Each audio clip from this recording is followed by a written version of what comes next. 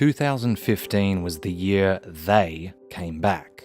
In the years preceding, seemingly every news day told of another TV or movie franchise about to get the resurrection treatment. Remember Terminator, Jurassic Park, and Star Wars? In 2015, nostalgia reigned supreme, but as we found out, sometimes nostalgia isn't enough.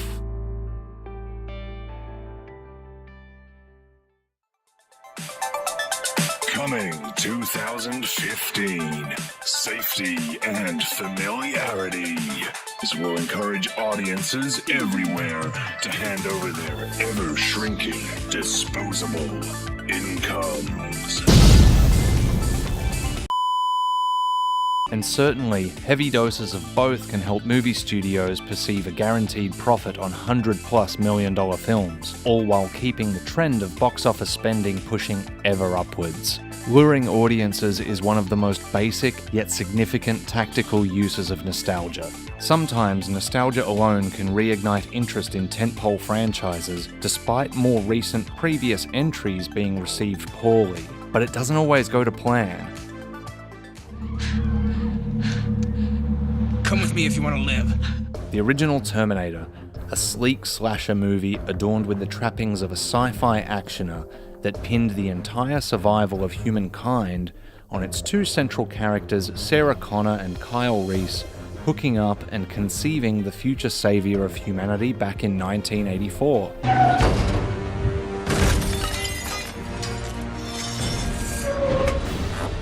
Come with me if you want to live.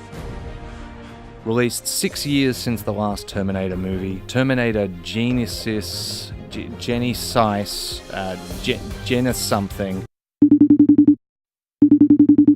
Hey Sean, can we agree to never have to write or say Terminator Genisys again? Yeah, sure. Why is that? Because Genisys sounds stupid, its wordplay is stupid, and it lacks je ne sais quoi.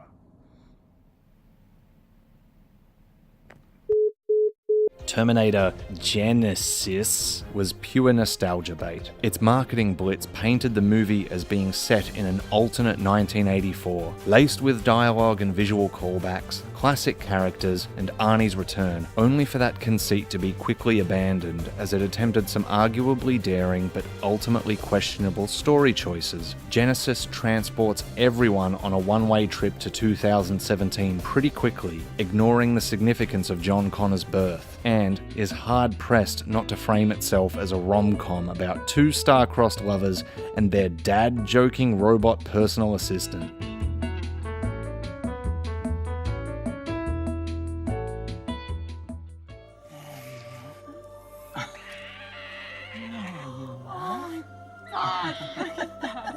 When Jurassic Park came out in 1993, it was a game changer. This was pure, uncynical spectacle, and it didn't try to hide its childlike delight at presenting us with living, breathing dinosaurs. In Jurassic Park, a trademark John Williams orchestral swell plays as paleontologists Sattler and Grant see resurrected dinosaurs for the first time.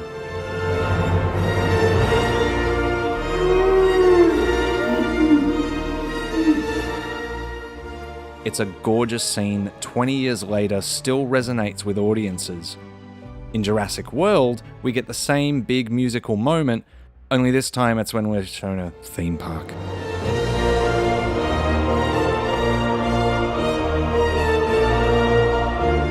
Rather than taking chances with the plot, Jurassic World instead adds in that missing layer of cynicism to its broader themes.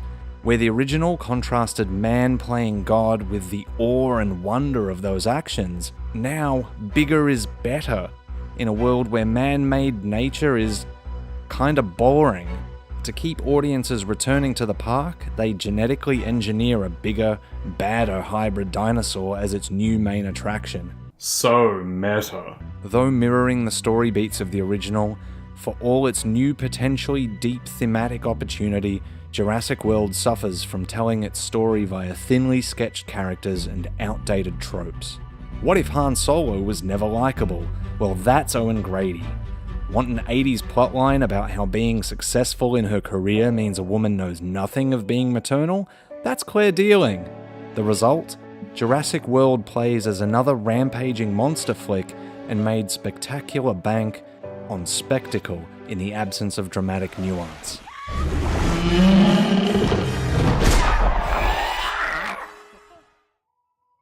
And then we have Star Wars The Force Awakens, which didn't take huge risks with the themes of its franchise, nor did it attempt a full reboot of the saga despite being a heavy mix of plot points from the original trilogy. They could have played it extremely safe, Luke, Leia and Han on a brand new adventure like in the old expanded universe. Instead, J.J. Abrams made an arguably bolder decision. He wrote brand new characters and problems, saving the old favourites for where they'd have the most impact. Chewie. We're home. On the surface, and like 1977's A New Hope, we meet a desert-dwelling future Jedi, a former hero, now mentor, a droid hiding crucial information, and find another superweapon that needs destroying. But if you peel back a layer, you'll find The Force Awakens succeeded by adding something new to its familiar key elements. Our future Jedi, her backstory is one usually reserved for villains, while the main antagonist comes from the heroic family and upbringing. The bad guys win, and the old mentor's death has more direct impact on our villain story than it does for our hero. All the while, we're living and breathing in a rich Star Wars universe that understands not just the look and feel, but the thematic and narrative heartbeat of the saga that makes it special and keeps bringing people back. Han Solo! Oh boy. Hey, Maz. Sometimes revisiting a franchise just doesn't go so well. The poor response to Terminator Genisys, I said it,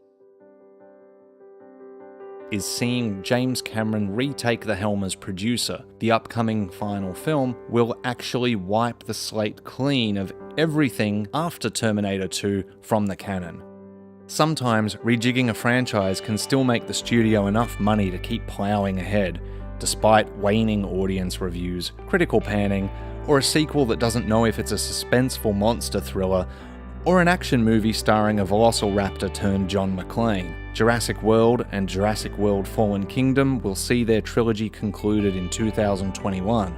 Other times, a film can balance the nostalgic bait and hook, and also surprise and give audiences something new that will not only keep them coming back, but create reasons to be excited. The Force Awakens brought universal anticipation for seeing Han Solo and the gang back together in some way, but told a familiar story differently enough to make Rey, Kylo, Poe, and Finn the characters we care about. Unlike Jurassic World's sequel, Star Wars The Last Jedi had the benefit of rich characters and largely open story threads to build upon. It could take the saga into new, unpredictable territory, while also achieving commercial and critical success, because the groundwork was laid properly. Star Wars Episode 9, the conclusion to the Skywalker saga, is probably the most widely anticipated film of numerous generations. With Star Wars, Lucasfilm not only recognizes that nostalgia may have got us through the door, but that we have an unending selection of old favorites being rebooted or remade to choose from. They know that for audiences to keep taking chances and to feel rewarded for spending their money on a movie ticket, sometimes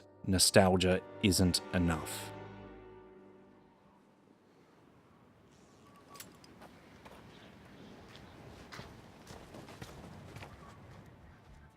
Thank you so much for watching. I've got a couple of hours before I go to bed, and then I get up and start the long journey towards Chicago for Star Wars Celebration. In the meantime, please like, share, and subscribe. Follow us on social media, and check out our new subreddit, the Star Wars Community Co-op.